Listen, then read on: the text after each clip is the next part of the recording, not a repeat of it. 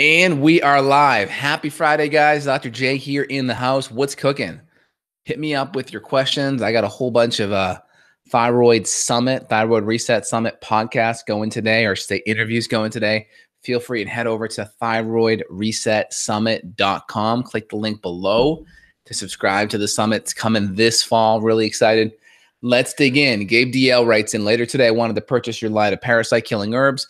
I've been sticking to your protocol. Which product in your line of herbs do you recommend for combining for first-timers?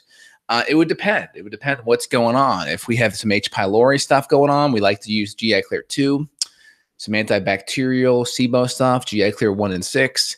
If we have some parasitic stuff going on, I like to combine 1, which is my bacterial killer, but has some anti-parasitic qualities. GI Clear 4, which has some anti-parasitic qualities.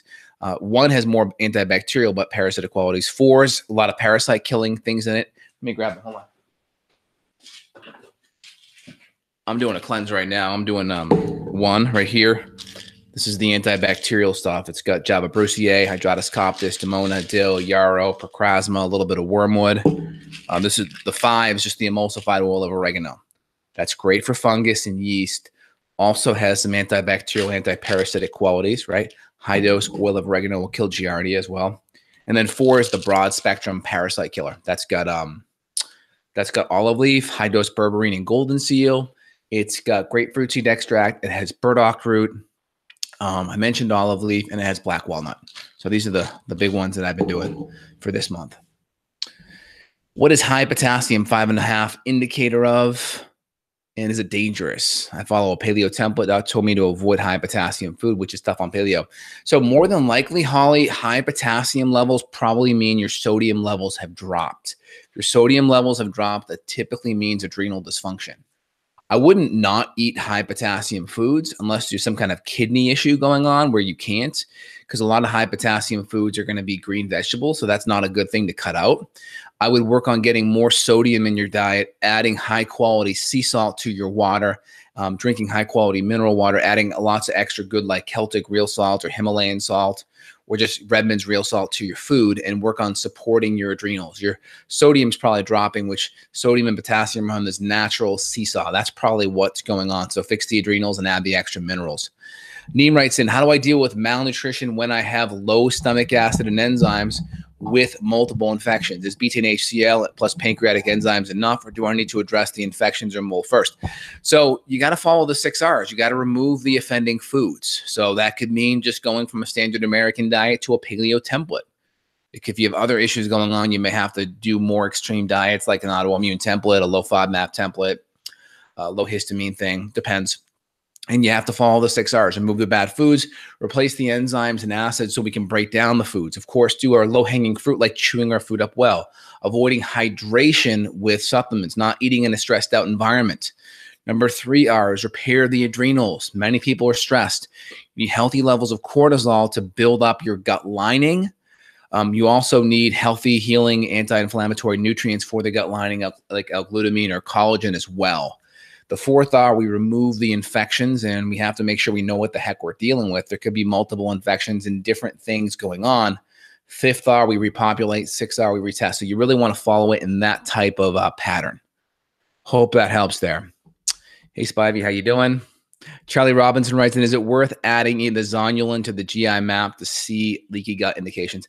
I think it can be helpful if you have a lot of gut issues and you're curious about it. I think it can be helpful. For me, it's not causal, it's the effect, right? The cause of leaky gut is all those things I mentioned in the first 5 hours there. So does it really change anything? No. Now, if you have chronic gut issues and you want to monitor your success, maybe you still have symptoms, but your gut permeability drops and gets lower and lower and lower, it can be a good indicator. But for me, I tend to prioritize spending my patients' money on labs for things that are causal, not effect-based. But I still see the value in it. Sandra writes in, Dr. M, I want to get fake eyelashes. My eyes react very badly. I got the eyelashes taken off. It's been 2 weeks. They are still... eyelids are red and swollen. Please help. So a couple things. I mean, you got it sounds like some type of a contact kind of dermatitis thing that's going on. So you got the things taken off. That's good. So it should just be a matter of time. Now, a couple things that you could do in the meantime is you could just be on some really good anti-inflammatory nutrients. anti-inflammatory nutrients like curcumin, like a liposomal curcumin. In my line, we have one called curcumin supreme, which is liposomal, so it's 6 times more potent. That would be a really good anti-inflammatory. Number 2, I want to make sure there's not an infection. If there is like an infection, this is where maybe a topical antibiotic may be good. You could just do like the GI Clear 4, for instance, because a lot of times they'll recommend like tetracycline if you go to a dermatologist if there is an infection. So I would always recommend if it's like tolerable, I would do the GI Clear 4. Okay, number 2. And number 3, like, you know, what kind of topical things could you do, right? You could always try if you can put it on your eyes without getting it in your eyes, you could try rinsing with apple cider vinegar. Apple cider vinegar is high in acetic acid, and that can help topically hit any bacteria that are maybe on the outside of the eyelash that could be there. I would look at those couple of strategies first before doing anything else. I mean, they may give you like an immunosuppressant. They may recommend like a couple of things to help with inflammation, but I would try those first and just keep an eye on it. Hope that helps, Sandra. Anita writes in, is the zinc taste test a good indicator of zinc deficiency? I have amnesia. I think that's the lack of smell, right? Yeah, due to nasal polyps, and I'm not sure if this is caused by zinc deficiency. It tasted like water in my mouth, no taste. So I think the zinc tally test, basically the less you taste the zinc, the more the water tastes like water, the more zinc you need, the more deficient you are, the more the zinc chloride tastes metallic, right, and metal-like, the less you need. That's kind of how it works. You can also run your CBC or CMP panel on the blood test, and alkaline phosphatase is another good marker for zinc. Lower alkaline phosphatase, lower zinc. But I think the zinc tally test is a pretty good rule of thumb. Also, if you have poor digestion, low stomach acid levels, there's a good chance that you may have some low zinc as well. Mike writes in, wife has hives on the hands, headaches, thyroid issues, and growing mass on her hand.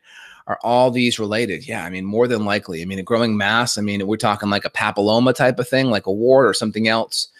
But I would really make sure the diet's dialed in. Anytime I see things that are growing like masses, I think, okay, weakened immune system. I think excess insulin and carbohydrate, right? Excess insulin, carbohydrate, making sure food's organic, no chemicals or xenoestrogens in there. Really got to clean the diet out, clean the gut out as well. A lot of things going on there, but that's a good start. Got to get all those things dialed in and addressed. Okay, here. Oliver writes in, when you say organic tempeh is healthy because of fermentation or still bad because of the soy for men? Thanks. If you're a guy, I would stay away from soy. There may be some benefit with the natto, the tempeh, the miso, right? Because of the fermentation process takes away a lot of the goitrogenic aspects or the mineral blocking aspects, but there's still potential xenoestrogens in there. So if you are going to consume something like that, just consume it in your your 1% of the time. Like if you want to go to a sushi restaurant and you want some miso soup and you go like once a month or something, I don't see there being a problem with you having it, right? So don't be like that. But if you're doing it, if you're going every week or multiple times a week and you're consuming it, I would be on the careful side. But I think you're going to be on the safer side with the miso, natto, and tempeh. I'm not sure if the estrogens are still as high in those as your typical tofu or other commercial-based soy, but I'm going to guess it is. I'm going to guess the fermentation process does not remove all of the estrogen. So if you're a guy, be very careful with that. What are you taking GI Clear for? Recent infection? Right now, I'm just doing kind of a spring cleaning, just doing a spring cleaning on the gut, and I'm going to do a test afterwards. No major symptoms, just going to spring clean and then test and see how I'm doing. Do it at least once or twice a year. Okay, here. Do you promote intracellular hydration? Not sure what that means. It sounds like someone online's using these fancy words to market to people. Intracellular hydration. So, I mean, intracellular just means water getting inside the cell. So I don't know why water wouldn't, or I don't know why hydration wouldn't get inside the cell. So I'm not sure if that's a kind of a tagline thing, but I would just make sure you're getting clean water and good minerals in the water as well. So I need to get a little bit more what this tagline you're referring to is. Amy writes, said, Dr. J, while doing keto, do you have to cut calories to help lose weight? I've heard it both ways, that you don't have to and that you have to. Currently taking in about 1800 to 2,000 calories daily. So great question, Amy. They've done studies on this where people that naturally go keto actually tend to go lower calorie or eat less calories than people that do standard American. Part of this is because the more ketones you make, it has a satiating signal to the brain, to the apostat, the part of the hypothalamus that signals satiation.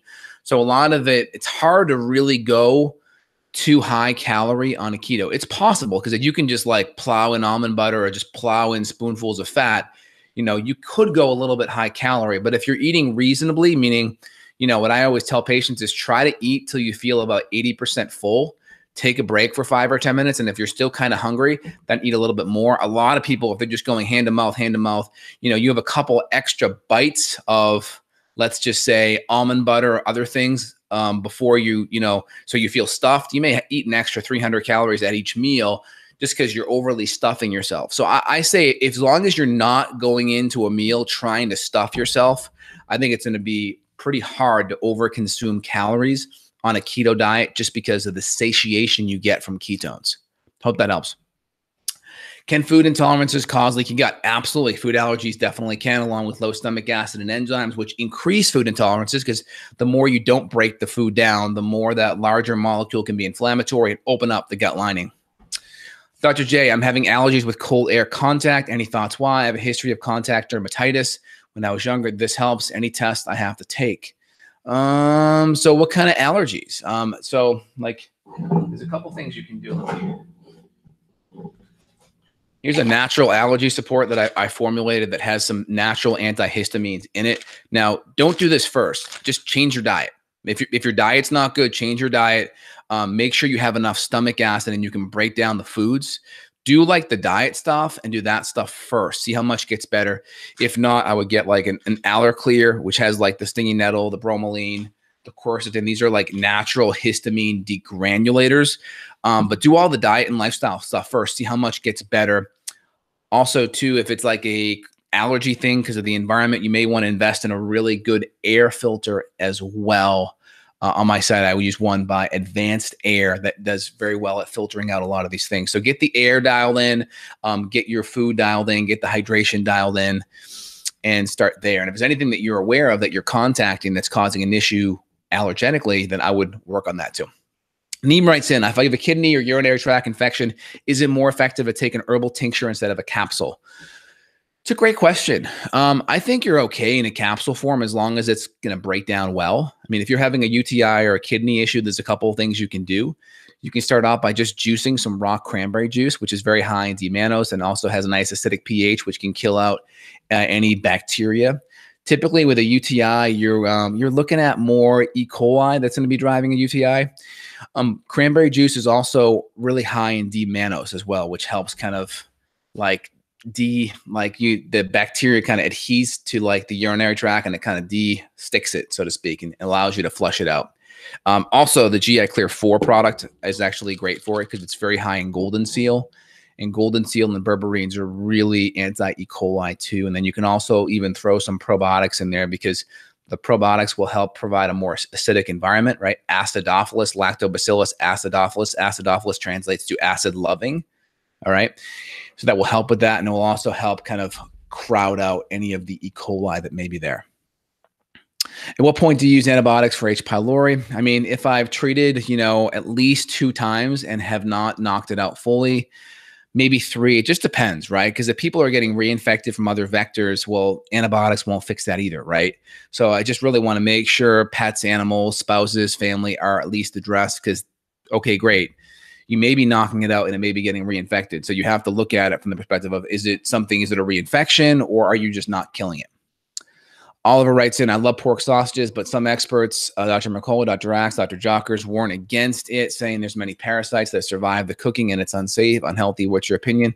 I think just make sure you're choosing really good quality. I mean, I had some Peterson's pasture pork sausages this morning. Just make sure it's cooked well enough and make sure it's good quality. I'm not too worried about it. Of course, you can always take some extra enzymes and HCl to be on the safe side. But if you're getting recurring gut infections, then you may want to look at pulling that down. But again, a lot of people, they're just lumping in pork across the whole as all pork. But I think definitely there's different qualities of that. Is soy good or bad for a woman in their 20s? I would stay away from it just because many women are estrogen dominant. There's no sense to add more estrogen. Most women in their 20s need more progesterone, not estrogen. Justin writes in, what are your thoughts on vaccines? Do you believe there's a link to autism? Oh man, that's like the third rail of the functional medicine community right there. Let's just say there's a couple of studies out there that look at a correlation across all countries and vaccination amount. There's definitely, if you look at the countries that have the healthiest children, like let's look at the Scandinavian countries. They have 75% less vaccinations. They have 11, I think, up to age of 5 versus like, I think 36 or 40 here. So they have like 60 to 75% less vaccinations in countries that are vaccinating that amount. So I think number one, more vaccines don't equal better health. Health does not come through a needle. And my biggest thing is there are some compounds in the vaccine that are concerning to me. Number two. And number three, I think kids are getting a lot of them. I think you see a big correlation with the combo ones, the MMR, right? Combo 3-in-1, DTP, right? Diphtheria, tetanus, pertussis. So I'm really careful of one, combos, and number two, giving them early, and then number three, giving them when you're sick. So I think if you delay it and you give them one at a time, it's better. But I mean, if you look at the link, I think there's definitely a correlation with more vaccines, more health issues. There really hasn't been a study looking at vaccinated versus unvaccinated populations. A lot of people will make you feel like there has been that study, but it's not. And there was recently, fraud with the American Journal of Pediatrics 2004 on the MMR study where Dr. William Thompson came out as a whistleblower saying the data was rigged and there was really a 600% increase in autism, but he scrubbed the data. So that makes me feel really uncertain. So, right now I am very, let's just say I err on the side of not vaccinating versus vaccinating. I think if you're breastfeeding and you're feeding your kid good nutrition, your chance of a vaccine related illness is incredibly rare. I'm sorry, a vaccine related preventative illness, meaning like you getting MMR, or you getting measles, you getting mumps. I mean, and if you do, you'll get over it in a few days. So not a big deal. Let's see here. How to explain the difference between a holistic doc and a functional doc to the family? Well, I mean, a functional medicine doc is holistic, right? Holistic just means you're treating the whole person, right? Whole person. Functional medicine, you can treat the whole person, but you may still ignore or not quite get to the root cause. Functional medicine kind of involves getting really to the root cause. If you're treating the whole person, right, but the root cause is somewhere over here, but you're kind of just treating all over here, you may miss it. So of course, there's foundational stuff in functional medicine that have to be worked on: diet, lifestyle, stress, sleep, nutrition, digestion. And then the next level up, we have, of course, the systems, right? The body systems, hormone, gut, detox, immune, infections. And then we have the symptoms. So most people in the conventional just treat the symptoms, all right? We want to also make sure the systems are treated, the body systems, and also the underlying foundational stressors that may have caused the issue. So you really got to look at it threefold: not just symptoms, not just systems, and not just foundational stressors. You have to take all of that into account when you're treating that. Okay, let's see here. All right. Lost my place, guys. Thanks for the info on the zinc test. Any other suggestions in getting rid of nasal polyps? I mean, number one, is there anything in the nose that would cause the polyps to grow? And I would make sure you're doing some flushing to help with that. Number two, I would make sure insulin levels are under control. Outside of that, I'm not quite sure. If it's like an immune thing, you can also do some medicinal mushrooms to help with some of that. If it's an immune thing and why they're growing, or some kind of like a papilloma thing going on, I'd work on the foundational stuff too. Nora writes in, what do you recommend to get rid of blastoparasite? Hey, Nora. So in general, I do my line 1, 4, and 5. GI Clear 1, 4, and 5 to knock that out. I have leaky gut. Can I use supplements that contain ashwagandha? I have an autoimmune symptom, but have not been diagnosed. I still use ashwagandha in autoimmune patients unless they really have a lot of joint issues and they have known sensitivity to nightshade vegetables: tomatoes, potatoes, eggplants, peppers, T-pep. Ashwagandha is in that nightshade family. Again, when you're, let's say, eating some tomatoes, you're getting way more alpha-solanine, which is the active irritant in nightshades, than you are in, like, let's say, 1,000 milligrams to 2,000 milligrams ashwagandha, right? You're getting a relatively small amount. So unless there's that history of alpha-solanine issues in nightshades, then typically I still allow it. Ely writes in, I have leaky gut. Can I use supplements that contain ashwagandha? I answered that. James writes in, I've been on a full carnivore, zero carb diet for 10 years. I get plenty of fat. I still have a fair amount of gas and bloating. Could I still have a gut issue and need repair? Yes. I mean, I think when you eat full carnivore, you really have to have amazing digestion and amazing hydrochloric acid and enzyme function to be able to break everything down. So I think I would definitely look at that. And I'd look at adding some extra veggies in there. There's a lot of extra nutrients and phytonutrients that you're just not going to be getting in the meat. So I would look at really getting that in there. You don't really lose anything, and there's very little carbohydrate. So you would still, if your goal would be to stay in ketosis, you can still do that and be full carnivore. How do you replete catecholamines after using Ritalin? Amino acids, a lot of L-tyrosine and L-dopa, and I'd look at serotonin as well. So get a lot of the amino acids dialed in, and you probably use Ritalin to begin with because of focus and energy. So I'd look at the adrenals too. You are totally welcome. Charlie writes in, do most of your patients require an annual 60-day detox protocol as maintenance once every year? Yeah, I think it's good. I mean, we're just getting exposed to various toxins. So good water, good food, be able to digest your protein well and your sulfur vegetables well, because that's where you get a lot of these compounds from. And I think once a year doing a really intensified amino acid, nutrient herbal type of cleanse is great. What's the best water to drink? Filtered, distilled, alkaline? I mean, my water's been filtered twice. By my house at a carbon filter, and then at the filter on the sink, I have a reverse osmosis that does add some minerals back in. And I leave a trace mineral supplement right at the source of where my filter is. So we'll just like sprinkle some sea salt or use some trace minerals in there. And that is phenomenal.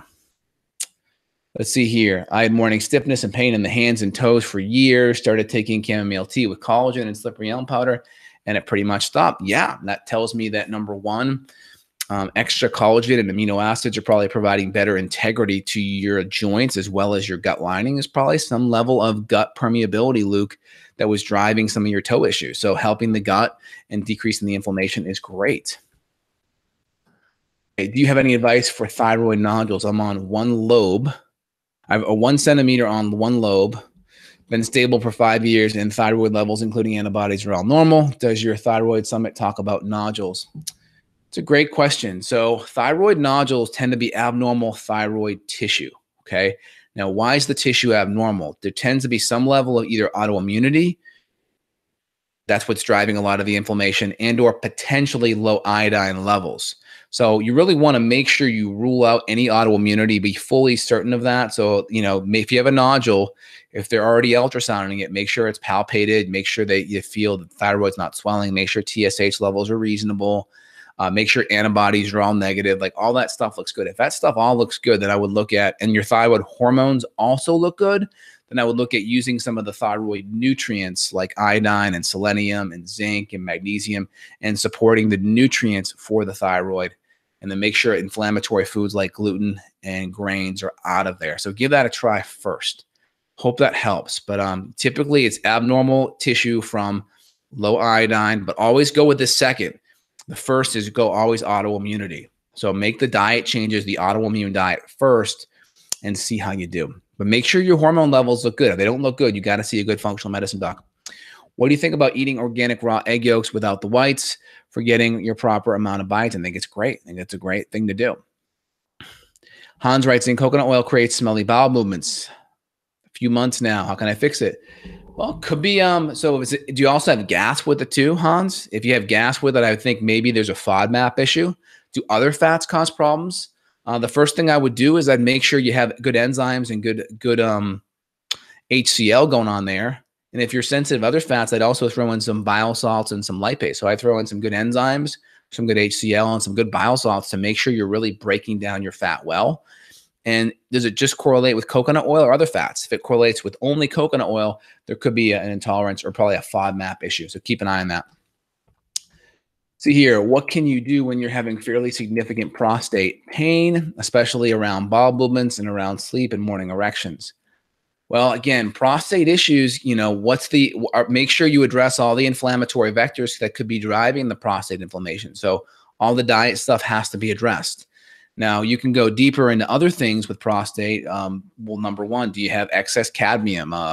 You know, how are your hormone levels looking? Are your estrogen levels high? What's happening there?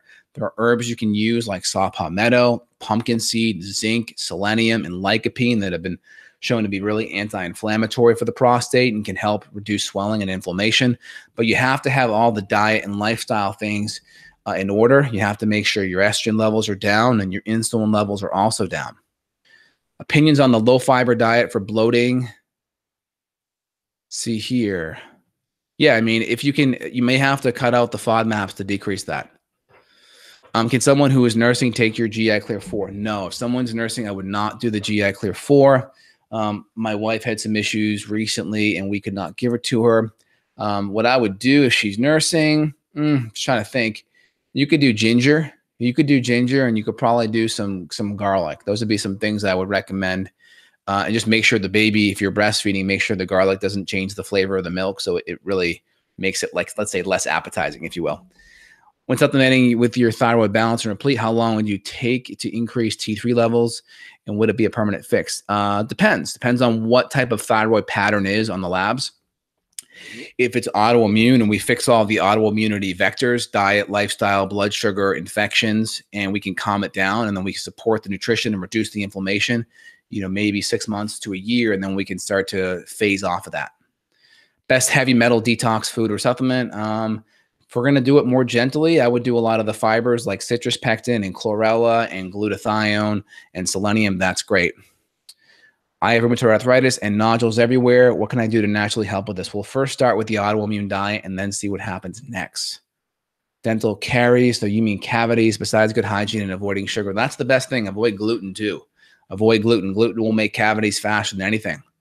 How do you know if your stomach acid is too low? Seems like this is the root cause of a lot of issues. Well, if you have any bloating or gas or digestive issues, it's probably too low. Perfect high-fat paleo-based template with moderate safe starches and sweet potato for years. No added sugar, keeping all sugar below 30. What is the best test for cadmium? You would do a DMPS or DMSA challenged urine test to see how you're doing on the metal side. And that sounds good.